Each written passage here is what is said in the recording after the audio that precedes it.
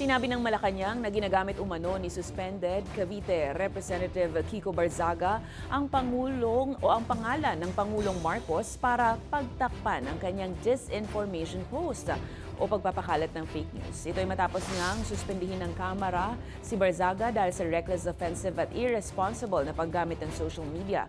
Matatandaang nagpasya ang mababang kapulungan at iginiit na lumabag si Barzaga sa Code of Conduct for Public Officials dahil sa pagpupost ng mga larawang nagyayabang ng yaman. Gayun din ang mga larawan ng mga babaeng nakahubad at mga komentaryong itinuturing na seditious laban sa militar.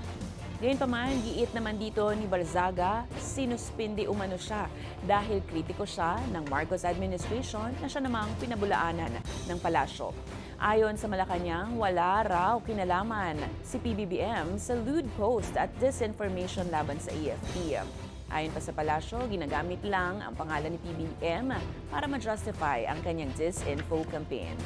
Sa botohang 249 ang pumabor sa kanyang suspension, 5 ang tutol, 11 naman ang nag-abstain.